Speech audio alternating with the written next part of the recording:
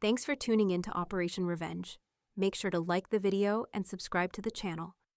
Now let's begin the story. My name is Grace Hunter. I'm 33 years old, and I never expected the moment I walked into that room to change everything. I was walking into my sister Madison's promotion ceremony at the Pentagon, uninvited, but somehow officially recognized. The officers in charge had greeted me like I belonged there, like my name deserved to be spoken in front of everyone gathered. The room went silent when I was introduced as the youngest Navy SEAL commander in U.S. history. I caught Madison's face just as her smile flickered, the shock hitting her like a punch in the gut. And that was when I realized this was the moment she could no longer be the golden child, the one everyone always held up as the perfect daughter. I was finally being acknowledged for the first time in my life, and it was happening in front of her. Their eyes, my parents included, filled with disbelief. They were frozen, unsure if they were proud or uncomfortable, probably a bit of both.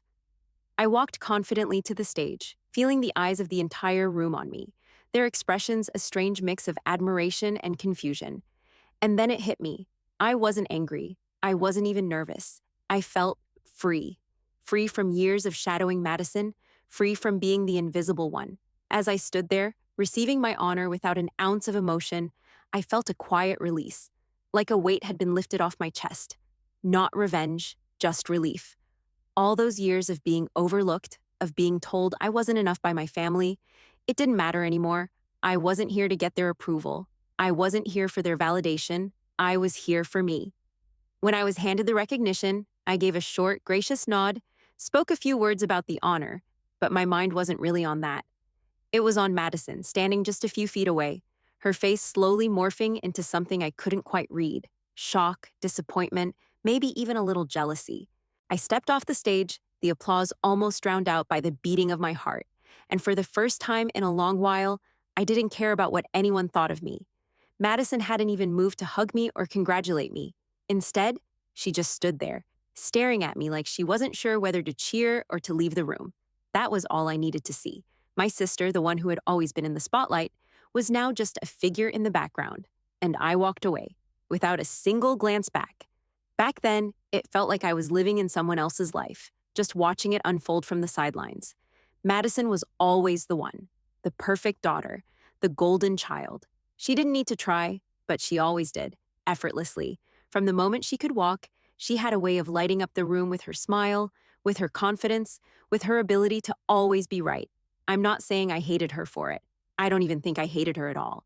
It was more that I resented the way my family, especially our parents, couldn't stop gushing over her.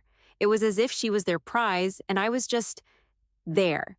Not a disappointment, necessarily, but a second choice.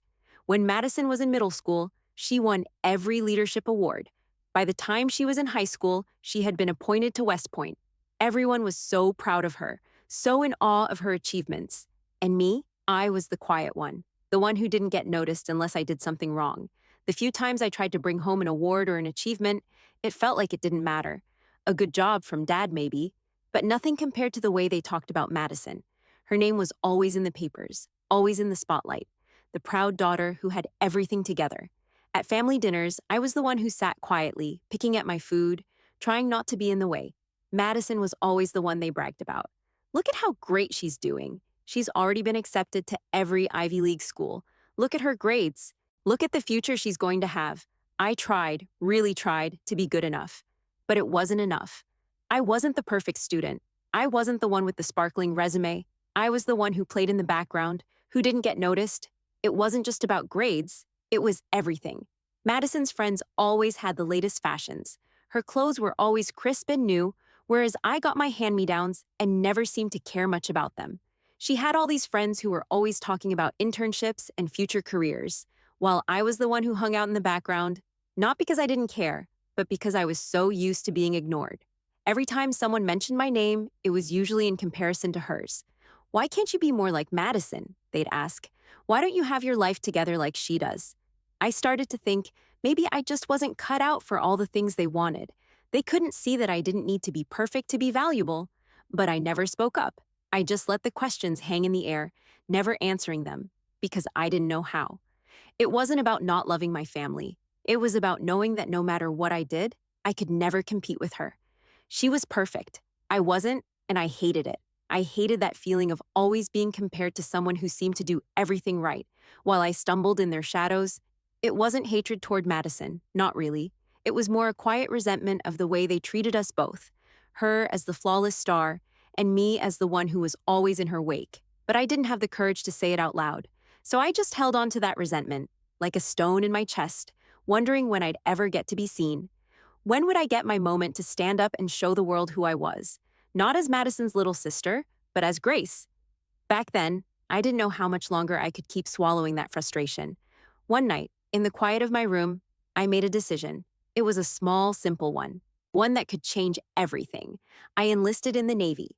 The decision was so sudden that I don't think anyone saw it coming.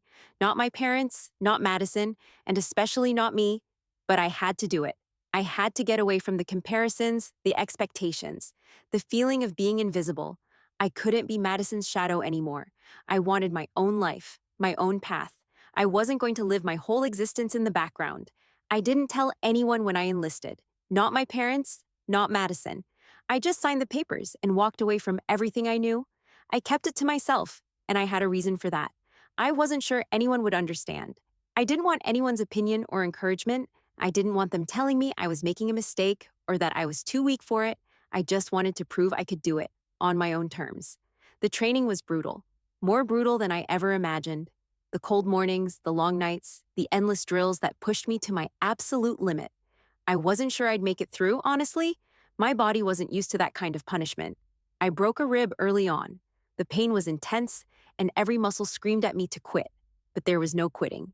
Every time I wanted to stop, I thought about Madison, about how easily she had everything handed to her, how her life was a polished picture, and mine was always just a messy draft. I thought about how people saw her as a hero. I wasn't asking for that. I just wanted to be seen as something more than someone who couldn't keep up. I was going to finish this, no matter what it took. Weeks went by, and my body adjusted. The bruises faded. The pain became a dull ache in the background. I began to see what I was made of, and the more I pushed myself, the stronger I became. The recruits started to look at me differently, not with pity, but with respect. It wasn't about being the loudest or the most charismatic. It was about being steady, about being reliable, and I could do that. By the time I graduated from the training program, I felt like a different person, no longer the invisible sister, the one who stood in the shadows of someone else's spotlight. I had earned my place in a world where nothing was given to you. I was a Navy SEAL. It wasn't easy. The missions weren't always glamorous. They weren't always victorious. There were times when things went wrong, but I kept going. I kept proving that I could do it, and in the process, I found something I'd never had before, a team that saw me, a team that respected me not because of my name, but because of what I could do. My first mission earned me the nickname Ghost. I was quiet, precise, and I was good. My team trusted me because I always delivered. They didn't care about my past, my family, or where I came from. All they cared about was that I did my job, and I did it well. That was all that mattered in the field. That was when I realized the most important thing. I wasn't invisible anymore. And for the first time in my life, I didn't feel like I needed to prove myself to anyone else. I wasn't working to get validation or approval. I was working because it was my path, my choice. For the first time, I felt seen, and that was enough. I was leading a mission, Operation Iron Wave. It was the kind of high-stakes operation that SEALs were made for. Everything had to go right, and I was prepared. I'd trained for this, my team was ready. We had the plan, the intel, the gear. We were set. But then I got the call. I was pulled from the mission. No explanation, no warning. The order came down fast, cutting through the air like a cold blade. Command wants you reassigned, Ghost. It's a protocol issue, my team leader said, his voice tight with confusion. Protocol? I had no idea what they were talking about. I'd led dozens of operations without issue, had earned the respect of my team and superiors, and now, just like that, I was being sidelined for no reason. I went straight to the commanding officer's office, my mind spinning with questions. When I got there, the door was open. A woman was sitting at the desk, reviewing papers. It was Madison. I froze in the doorway. The world seemed to stop for a moment. Of all the people to be involved in this, Madison. She was sitting behind the desk, wearing a sharp uniform, the Pentagon insignia gleaming on her shoulder, and there was the look in her eyes. That look of superiority, the one that said, "I'm in charge now." She glanced up and saw me standing there, and I could see it in her face before she even spoke. This wasn't a mistake. This wasn't protocol. This was her. "Grace," she said, the coolness in her voice like ice. "I didn't expect to see you here." "What's going on?" I asked, my voice sharp. Why was I pulled from the mission? Madison didn't blink. She folded her hands and set them on the desk. "It's a matter of optics. The mission is too critical. You're too high profile right now." "Too high profile? You're just trying to protect your image," I shot back, anger rising in my chest. I'd worked so hard to get here, and she was trying to diminish me with nothing more than a vague excuse. Madison tilted her head slightly. "It's for the good of the mission, for the family name. People are watching, Grace.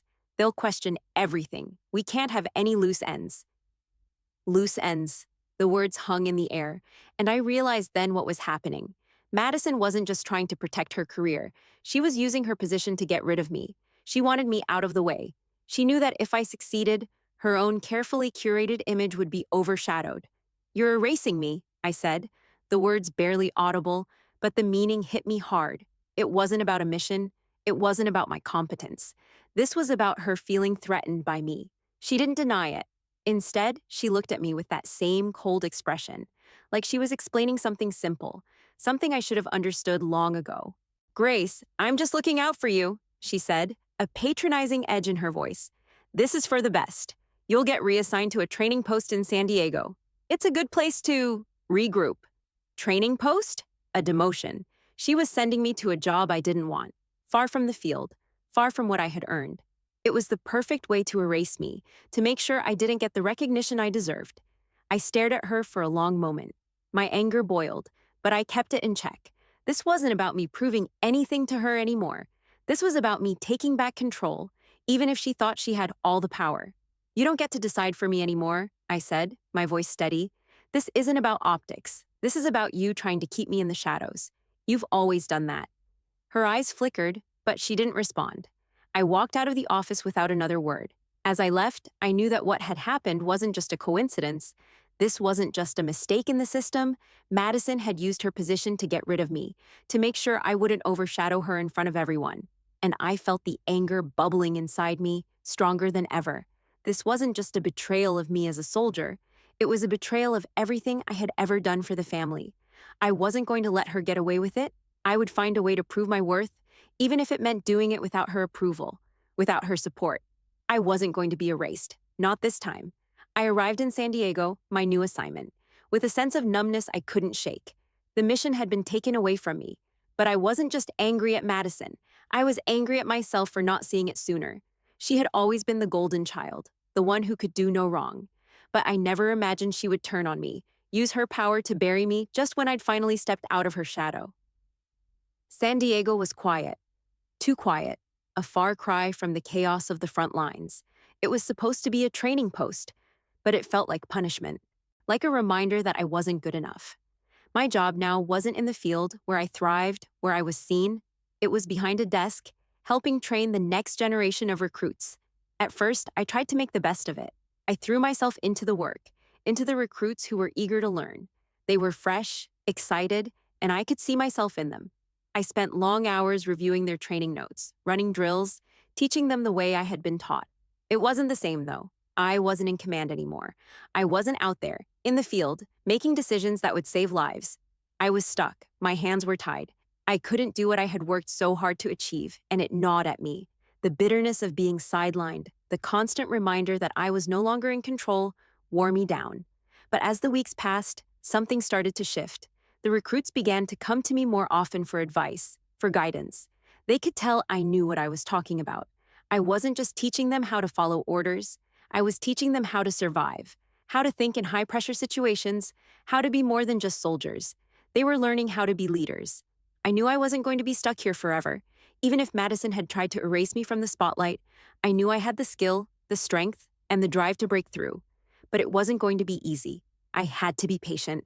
I had to keep proving myself, even if it was in small ways that no one but my team would notice. Then one day, Eli Reyes, a former teammate, sent me a message. He'd been on a mission with me a few years back, and we had formed a bond, a quiet understanding of each other's strengths. Eli had always been a quiet presence, but he respected me. More than that, He had seen how Madison had used her influence to push me aside. He had evidence, classified data, proof that Madison had been the one to authorize my removal from the mission. It wasn't just a mistake or a protocol issue. She had deliberately undermined me. I stared at the message on my phone, feeling that quiet fire ignite in me again. This wasn't just about Madison protecting her image anymore. This was about her undermining me, sabotaging my career. I wasn't going to let her get away with it. I started gathering my own evidence, carefully keeping track of everything, every note, every piece of intel, every conversation that I could use to show that my removal from the mission wasn't a mistake. It wasn't just a personal vendetta against Madison. It was about me reclaiming my truth, my right to be seen for the person I had worked so hard to become. And it wasn't about revenge, it was about justice. It was about taking back what she had tried to take from me. I didn't know how long it would take or where this would go, but I knew one thing. I wasn't going to stay silent anymore. And while I waited for the next step, I focused on the recruits. I mentored them, pushed them to be better, to be tougher, to be more than they thought they could be. If they could see my worth, then maybe, just maybe, I could see it too. This fight, my fight, wasn't just about proving Madison wrong. It was about proving that I belonged, that I had earned my place, and that nothing, no one, could take that away.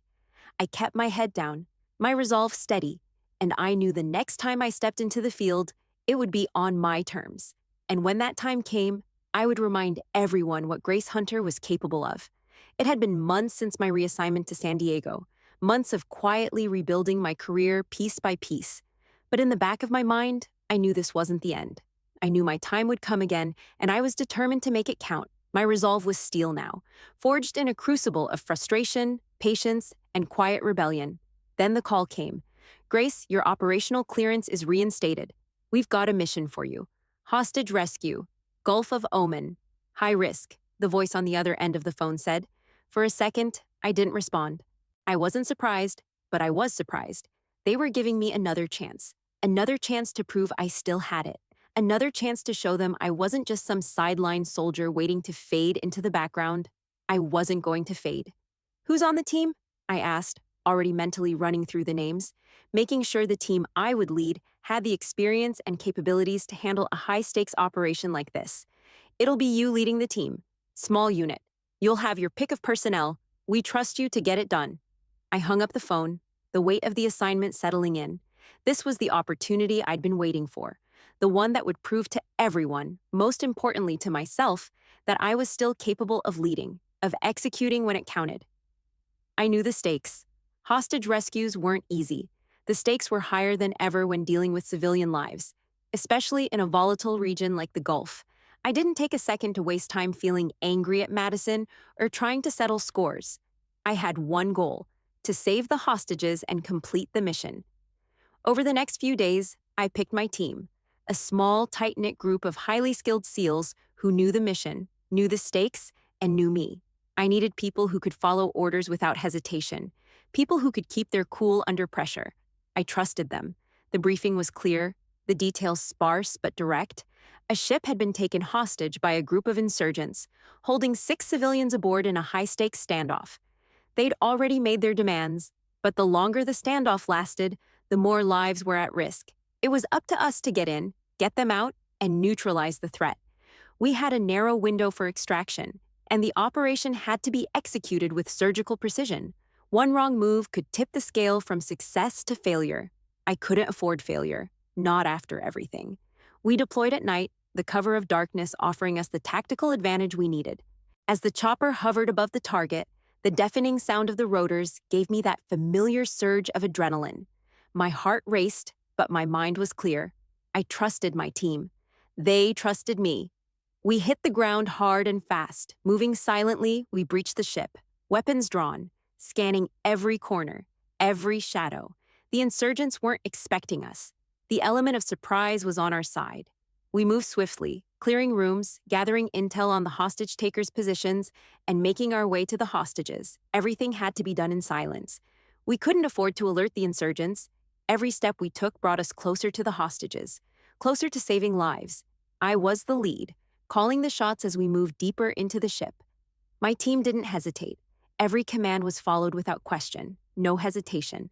I felt the weight of the moment, but I didn't allow fear to creep in. This was what I was trained for. When we reached the hostages, I felt a sense of relief, but it was only temporary. There were still insurgents on board. We needed to move quickly. A flash of gunfire broke the silence, the sting of a bullet grazing my arm. But I didn't flinch. I didn't have time to. We took out the insurgents with precision, no one getting in the way of the mission. Within moments, we had secured the hostages, getting them to safety before the situation could escalate any further. The extraction was clean. There were no casualties. No one was left behind. As the hostages were safely airborne, I took a moment to breathe, to absorb the weight of what we'd just done. It wasn't about the recognition. It wasn't about proving anything to anyone else. It was about getting the job done. And in that moment, that's exactly what we had done. The mission was successful and it was flawless. As we flew back to base, the quiet satisfaction of a job well done settled in. Back at the base, the higher-ups were already praising the operation. Silver Star nominations were already being discussed in hushed tones. But it didn't matter. It wasn't about medals. I didn't need the accolades. I didn't need anyone to recognize me. I knew the truth. I had earned this. I had earned my place back. And for the first time in months, I felt that quiet, steady confidence return. I wasn't just Grace Hunter, the shadow of Madison. I was a leader, a SEAL commander, and I had proven that no one, not even Madison, could take that from me. And that was enough. The day of Madison's promotion ceremony arrived, and everything felt surreal. It was supposed to be her day, the spotlight, the accolades, the recognition she had worked so hard for. But there was a part of me, a small, quiet voice in the back of my mind, that knew something had shifted, that, maybe for the first time, the roles had reversed. I wasn't just the younger sister anymore. I wasn't the one hiding in the background or waiting for approval. And now, I was invited, formally recognized, and about to receive my own honor, the youngest Navy SEAL commander in history, the same ceremony where Madison was about to get her promotion. I wasn't even supposed to be there. I had never asked for this. The invitation had come as a surprise, a moment that seemed like destiny had cracked open and said, "This is your time, Grace." My name had been called. My presence noted. My seat was right next to Madison's, the very spot I had always occupied as a bystander to her victories. This time, though, I wasn't just there to watch. The room filled with that familiar murmur of polite conversation as the ceremony began. But as soon as the microphone crackled and my name echoed across the speakers, everything fell silent. It was as if the air itself paused, waiting for something. An explanation, perhaps, or an apology. Madison froze, her hand still halfway to her chest in surprise, her expression faltering in a way I had never seen before. It wasn't just shock, it was discomfort, like I was an unwelcome guest in her perfectly planned world. I rose from my seat, moving across the stage with steady, measured steps, but inside I could feel my pulse quicken. The applause was polite but strained. I could feel the eyes on me, some curious, others less kind.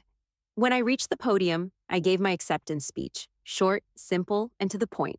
It wasn't about showing off or proving anything. It was just about being there, in that moment. I spoke about my gratitude for the honor, the importance of duty, and the privilege of serving my country. I kept my words straightforward, even as the weight of the situation pressed down on me. The most important thing was not the recognition I was receiving, it was the quiet satisfaction of standing tall, of finally feeling seen for the first time in years. When I finished, I returned to my seat, the applause still echoing in my ears. Madison didn't move. I caught her eyes as I sat back down, and for the first time in my life, I saw a crack in her perfect facade. She was no longer the golden child, the one everyone had been waiting for. In that moment, she was just another person, a person whose carefully curated image had been shattered, not by me, but by the truth. She didn't say a word. She didn't even congratulate me, not out of malice, but because I had done something she never thought possible. I had stepped out of her shadow, and in doing so, I had made her realize something painful. She was no longer the only one worthy of being seen. The ceremony continued, and I could feel the tension thick in the air, but I wasn't there to compete with her. I wasn't there to make her feel small. I wasn't there to seek revenge. What I was there for was to finally be myself. Later, as the crowd started to disperse and everyone was heading toward the reception, I found myself alone, stepping out into the hallway.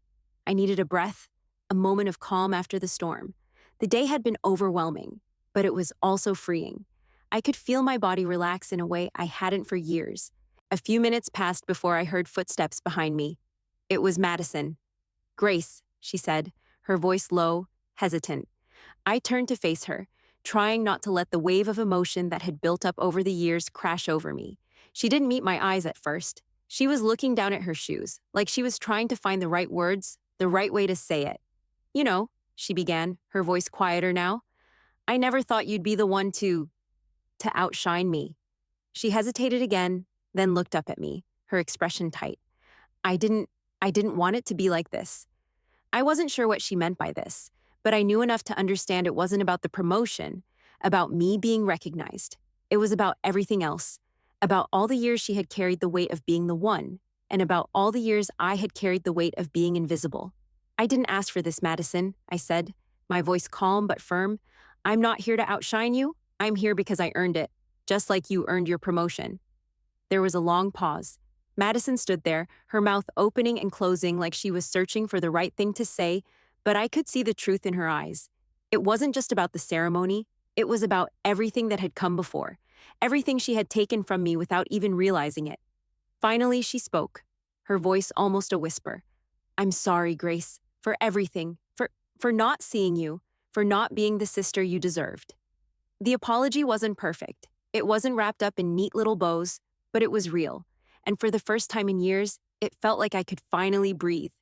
"I don't need your apology, Madison," I said. "I just need you to see me, see who I am, not who you want me to be. We don't have to compete. We never did." She looked at me for a long moment, her eyes searching like she was seeing me for the first time, really seeing me. "I do see you," she said quietly. "I see you now." And for the first time, I didn't feel like I was fighting for her approval. I smiled just a little. Good. As she walked away, I knew things wouldn't change overnight. There was too much history between us, too much baggage. But something had shifted in that hallway. Maybe it was the first step toward healing. Maybe we were finally starting to see each other, and that was enough for me.